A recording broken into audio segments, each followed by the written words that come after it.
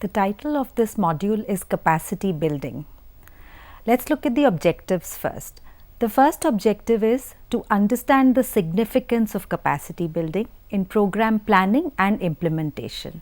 Secondly, we wish to understand the various levels of capacity building. Thirdly, we wish to familiarize ourselves with the different approaches and strategies for capacity building. And fourthly, we wish to develop a critical understanding of capacity development in terms of optimal utilization of scarce resources. Now, the term capacity building indicates certain activities which are directed towards enhancing the capacity of the individual and the organization to provide optimal results. It means equipping someone either with a new set of skills or honing the existing skills. The importance of capacity building is now felt at both the level of the national institutions and the international institutions. The importance has been reflected in UNDP's Global Conference in 2010, wherein the theme "Capacity is Development" was addressed. Apart from that, Africa completed a capacity development decade in the year 2012 with the declarations that capacity building in our respective countries will guarantee peace and security and make it possible to attain high growth rates. There are many events which are celebrated by the national and international governments which largely focus on capacity building of the participating individuals, organizations and countries. The Millennium Development Goals or the MDGs and the more recently promulgated Sustainable Development Goals or the SDGs also encompass capacity building as a focus area to ensure that the task at hand is completed in an efficient and sustainable manner. Now, let's look at the definition and the meaning of this word. The literal meaning of capacity is the ability to perform. If we look at the Webster Dictionary, this defines capacity as the ability to do something, a mental, emotional or physical ability. Capacity building, on the other hand, is sharpening the acumen, attitude and knowledge to achieve certain goals or to perform the task most efficiently. The Encyclopedia Britannica defines the term capacity building as activities through which vested parties, now these parties could be individuals, organizations, communities or nation states, the way they develop the ability to effectively take part in politics or other forms of collective action. The underlying assumption is that by enhancing appropriate skills, attitudes and knowledge, these parties will be more effective in their respective governing roles. Therefore, the term capacity building is interpreted differently according to the situation, location and time. For example, some consider it simply as a way of empowering people to look at their problems more objectively and take the most appropriate decisions in order to solve them. There are others who consider it as the way to enhance the ability of the institutions and individuals to ensure optimal utilization of resources. Capacity building is also considered as a political activity to ensure an equalization of power, greater access in decision-making avenues and an even distribution of benefits among the various sections, especially the vulnerable sections of society. In the context of social work, capacity building of all stakeholders is essential in order to ensure that the competent human resources, improved institutional structures and procedures, effective management and service delivery system are available. These descriptions are self-explanatory and they clearly define the concept of capacity building. If we analyze what we have discussed thus far, we find that capacity building is a broad term which includes enhancing the ability of individuals, community and society to solve their own problems, resolving their own issues, improving the overall system and strengthening the capability of institutions. Now, let us look at the framework of capacity development. The integration of a framework of capacity development in any social welfare organization helps to enhance the capacity of the organization to achieve its objectives with minimum resources. Needless to affirm, social welfare organizations are playing a vital role in the development of society, with particular reference to the vulnerable and marginalized sections. Their presence is imperative as they complement and supplement the role of the government in all development endeavors. The vision, mission statements of most social welfare organizations reflect their work towards: number one, enhancing the capacity of people to become self-reliant in social and economic matters, ensuring a people-centric development, enlisting people's participation in their own developmental work, empowering the people to ensure accountable, responsible and transparent government machinery, facilitating continuous and ongoing evaluation of the developmental programs to make them more equitable. Capacity building therefore has a significant role to play while evolving the implementational strategies for social welfare development models for efficient program delivery. The broad framework should be designed in such a manner that it gives the right kind of inputs for capacity development of the staff of the organization. The European Union strategy for the Danube region has found the following levels of intervention which are required for capacity building projects in developmental organizations.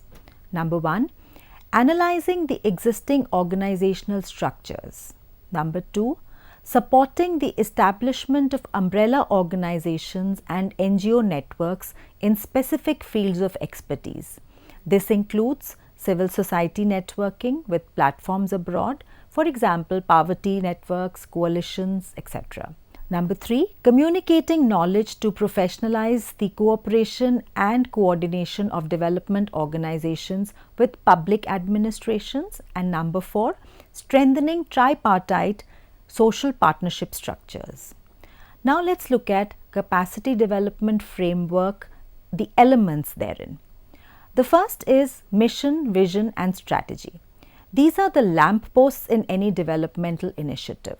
They are the broad guidelines around which all developmental activities and goals are designed.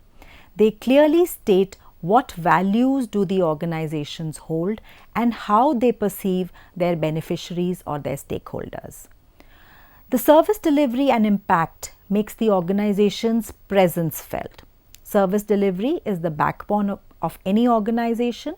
It ensures that an organization benefits the people without jeopardizing its own existence. A good impact of the organizational service on people would imply that the activities are planned as per the needs of the community and that the organization has found acceptance among the people. The organization will continue getting sustained patronage of the community if its activities impact the community positively. The strategic relationships, resource development, internal management and operations, these decide the effective implementation of activities or programs. A consonance among these four components is essential for successfully achieving the organization's aims and objectives. Governance and leadership, these form the overarching umbrella which subsumes all the above mentioned elements of capacity framework. These two elements bring harmony and ensure a smooth implementation of the programs. They also ensure that all the parts work in tandem to achieve the desired ends. Now let us come to the levels of capacity building. The efficacy of a program to deliver the intended benefits largely depends on the capacity of the individuals, organizations, institutions, society and the environment at large. Therefore, capacity building is essential at all levels to ensure continuous upgradation of knowledge and skills and to perform the tasks in an efficient manner. The diverse international bodies like the UNDP, UNICEF and others, as also the national governments, emphasize the importance of capacity building. It has also been envisaged that capacity building at every level should become an integral part of every program. As far as the levels at which capacities should be enhanced, the first is of course the individual level. It is this basic level at which capacity building activities are expected to be initiated. At this level, emphasis is laid on developing the capacity of individuals to make them knowledgeable and instilling in them a sense of confidence so that they are able to set their own goals and make efforts to realize them. At this level, capacity building is focused on enhancing skills, transforming attitudes, and integrating knowledge within individuals so that they are better equipped to handle change and development. Individuals not only need to have access to the required and updated information, they also require favorable conditions to be created for them so that they can perform effectively.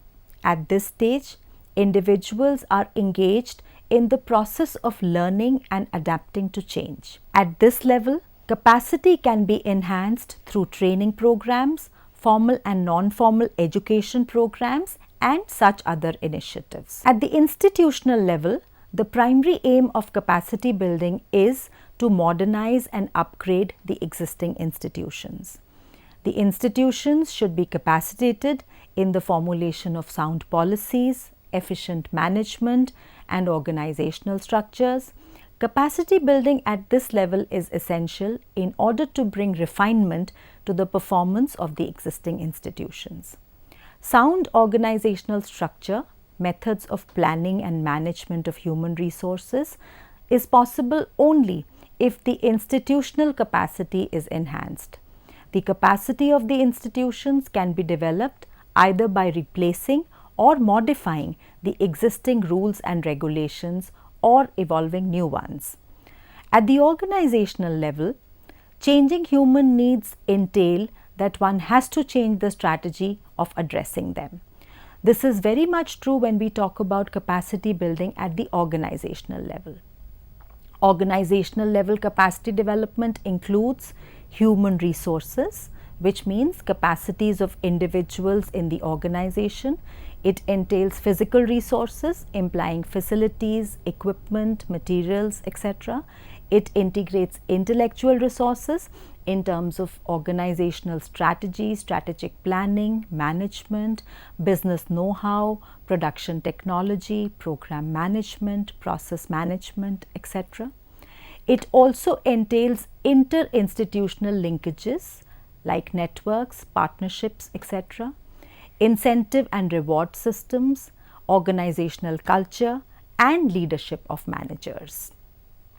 Capacity at this level determines how effectively the organization performs if its resources, both human and material, are used optimally. Therefore, capacity building activities should be designed in such a manner that they enable the organization to use its existing resources optimally and to develop them further. When we talk about the societal level, we know that the society is the widest entity. Many a times, the term society is used very loosely to denote a small group of people. At this level, the interactive public administration is quite essential, and it is expected that the public administration should be flexible. It should be flexible enough to learn from its own actions and from the feedback that it receives from people. It is also expected that the public administrators should be responsive, development oriented, participatory, and willing to listen to the voices of the people. Yet, one finds that in a number of situations, problem arises due to the unresponsive administration, which again is an outcome of the lethargy or the ignorance of the system. The UN bodies and other international organizations are involved in capacity development of governments, especially in the developing countries such as India. They do this in order to make their administrative structures more responsive and accountable. The national governments are also facilitating capacity building at the local, regional, state and national levels in order to strengthen the system and improve governance. At the last level, which is the environmental level, capacity building refers to the conditions that constitute the environment that develops the capacity of individuals and organizations. There are various dimensions of environment such as administrative, legal, technological, political, economic, social and cultural. All of these impinge on and mediate with the effectiveness and the sustainability of the capacity building efforts. The formal institutions, informal institutions, capacity of individuals and organizations, social capital and infrastructure are the main elements at this level. Now, let us come to the approaches to capacity building. Basically, approaches imply the way of doing things. They are developed after much deliberation and investment in significant time and energy as also experiences. Approaches are essential in order to understand how things are done, especially when we want to understand the role of capacity building in the developmental initiatives. Approaches to capacity building are: number one, the organizational approach. This considers the importance of building the capacity of the organizations, both governmental and non-governmental and other civil society organizations. More importantly, it focuses on reinforcing the capacities of performing any task through mutual cooperation and capacity building. This approach first seeks to improve the capacity of the organization from within and later from the outside. It endeavors to locate the components or the elements where capacity building is needed. The literature on this approach is a blending of closed and open system perspectives. The internal working of the organization is a closed system, and the external environment like social values, political context, etc. are examples of open system perspective. It is important to highlight the fact that this approach is more focused on improving the capabilities of individuals and systems for the benefit of the organization. It clearly marks the stages and steps of development through outcome and capacity building. Capacity development in the context of the organization is easier to gauge in comparison with the larger societal context. This is so because identification of unit of change, that is organization, in this context is quite clear. The second is the institutional approach. Institution is different from organization, though many a times they are used interchangeably. Institutions relate to the formal and informal rules accepted by the people. In this regard, institutional approaches focus on increasing the capacity to change, create, learn and enforce the rules and procedures that govern the society. This approach seeks to bring changes in components like poverty reduction, mainstreaming the marginalized and oppressed sections of society, and in ensuring equity among different sections of the society. The systems approach. This approach is a multi-dimensional approach in nature. Here, one can find the elements of institutional and organizational approaches. The systems approach is based on the notion that various systems are interrelated and require intervention at multiple levels. Capacity building in this approach has taken a holistic view, which encompasses the various actors and power relationships. It is a holistic, multi-level and interrelated concept wherein various systems are linked to each other. It is suggested by this approach that effort should be made to build the capacity of the existing system rather than creating a new one. Capacity building is an all-inclusive strategy to evolve and involve various actors at multiple levels. In this approach, capacity development strategy involves national, regional, municipal, local as well as people's level. This perspective requires that various actors enhance their capability on their own through mutual support systems.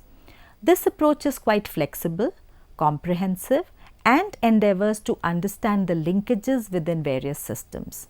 It is useful for those professionals who see their role in national and the sectoral level development programs. Participatory process approach.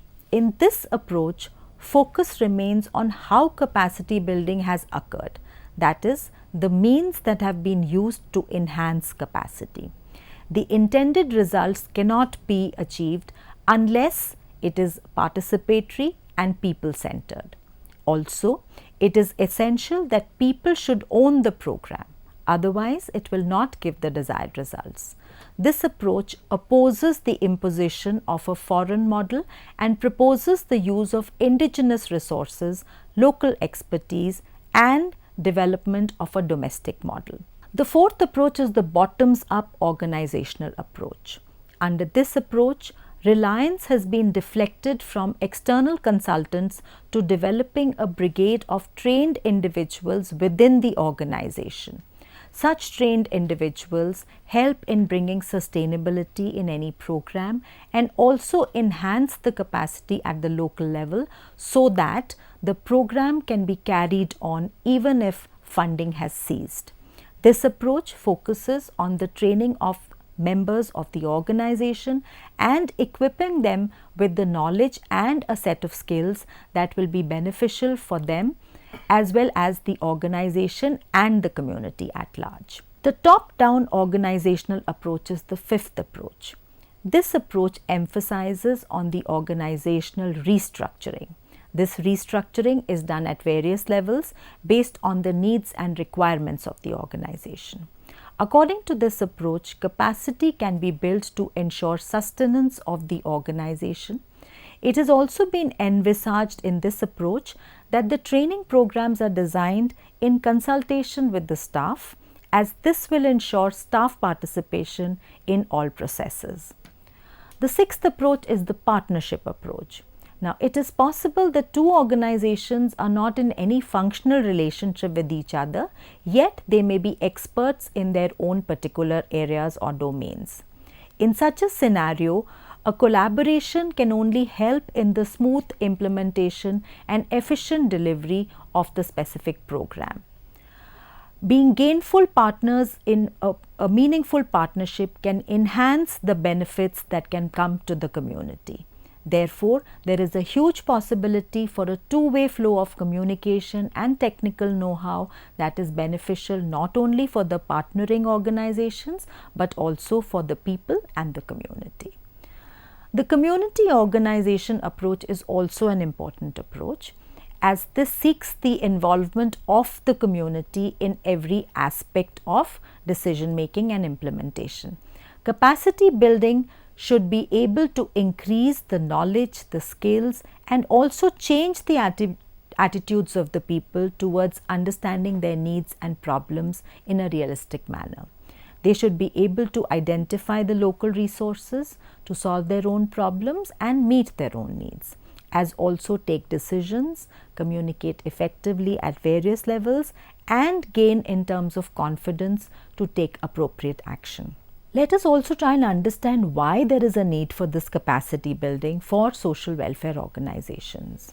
It is essential that we should be clear about why do social welfare organizations need capacity development in the first place. Squire in the year 2012 proposed something which was called the 3 circles model. This talks about 3 main areas of capacity for efficient functioning of the organization.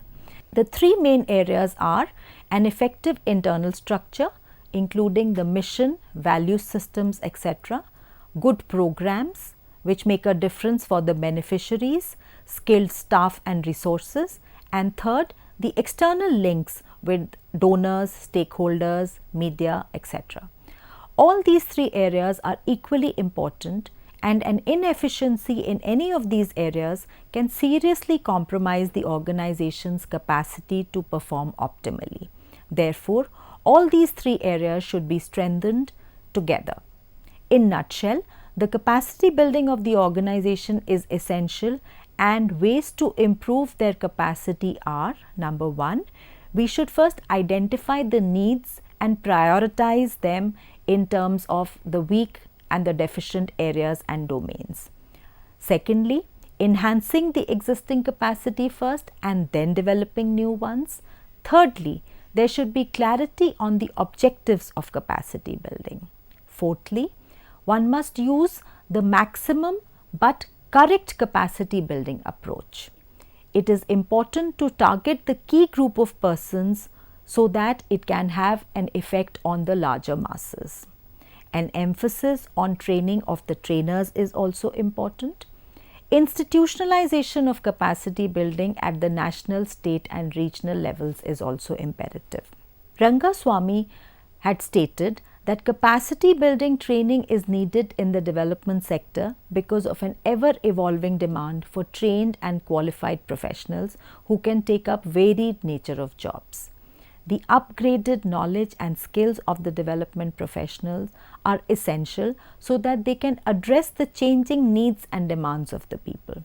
Capacity building helps the development professionals to hone their skills, to develop the latest knowledge, to develop creativity, so that they are enabled not only to adjust to the new socio-economic environment, but also assist in the implementation of the newly evolving programs, policies and schemes. It instills in them the confidence to undertake the initiative promptly for better community service and for the satisfaction of the stakeholders. The program efficiency increases as it is handled now by a trained person who is well equipped with management skills and the capacity to take quick and effective decisions. The success rate in achieving the desired results increases if the capacity of the staff has been developed in the new and existing areas of program execution. It helps them to understand the strength and weakness of any particular program and in taking sound decisions under pressing conditions. It also increases the sustainability and the credibility of the organization. Capacity development or capacity building is also required for the robust management and administrative systems. Let us now try to understand the use of strategies in capacity building. A strategy plays an important role in obtaining the desired results. It gives guidance and direction to efforts in the right earnest and also ensure the minimization of wastage of resources. Also, the usage of any strategy depends on the time, situation and target group, as only a right strategy can strike a right chord and bring out a favorable result. It is also essential to understand that capacity building is a blending of skills, knowledge and attitudes. Therefore, strategies should be prepared keeping these three components in mind. Now, if we try and look at what strategies can be used in capacity building, we will find that there is a list of them. The first is, of course, exhaustive resource material. Resource material is a very vital component for any capacity building exercise. The resource material should be developed after much research, which should be important for any eventful impact of the exercise. For example, if an organization wants to build the capacity of the police personnel on the legal measures to deal with child victims of sexual assault, it should have the comprehensive resource material on Protection of Children Against Sexual Offences Act, the Juvenile Justice Act and other relevant provisions of the IPC and CRPC. Secondly, the target audience specific resource material. Resource material should be designed to keep in mind the target audience whose capacity has to be built. In this context, it's important that the language and the background should be considered. Sometimes the audience will not be able to grasp the message if the available resource material is in an inappropriate language. Such an event can defeat the very purpose of capacity building. Therefore, it is essential that the resource material be created in the language which is comprehensible by the target audience. For example, to create awareness of the slum dwellers whose education level is low, on measures to keep their community clean, pictorial messages will be more useful in comparison to written or text messages. Discussions. Discussions on the issue on regular intervals are also important in terms of strategy. They bring clarity on the issue, they enhance knowledge, they transform attitudes and enhance the confidence of the people to work on the issue. The more they discuss, the more questions are asked, the more they answer, the more they interact, and the more clarity they get in the whole process. This process does not only clear their doubts, but also instills a confidence in them that they can deal with the situation effectively and efficiently. Networking and collaboration is another important strategy. The development sector is very vast, and many a times difficulties can be faced by an organization in attempting to undertake some of the projects on their own. Therefore, collaborations and networking play a very important role in such situations. The difficulty an organization may face could be with respect to logistics, human or material resources, etc. In all these situations, one can find no better option than collaborating and networking with other organizations. It is possible that certain organizations have expertise in some area. Therefore, tapping this expertise by other organizations is a vital option. Members of collaborating organizations will increase their capacity during such collaborative program execution. Partnerships among various stakeholders are also important when used as strategy. It has been noticed that new forms of partnership avenues of public-private, government civil society organizations, citizen government are coming up. These are all beneficial for the public, and in due course they all help in building capacity of the society as a whole. For example, an NGO working in partnership with the police to deal with sexual assault cases can change the perception of the police among the general public. This may help in shedding the fear of victims and their families, which may further lead to a rise in the registered cases. An efficient use of information and technology again has to be strategized. Information and technology have brought a revolution in the way information can be accessed. Powerful search engines have reduced the world to a global village, and one can get any information in just one click of the mouse.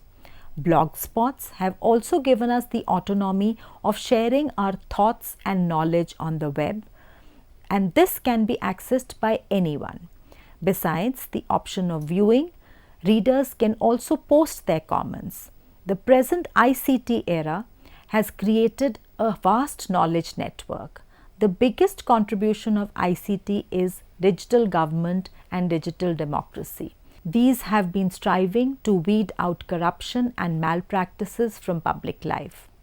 Social networking sites like Facebook and Twitter are also being extensively used by people to launch campaigns on social issues. Therefore, ICT has been very useful in capacity building.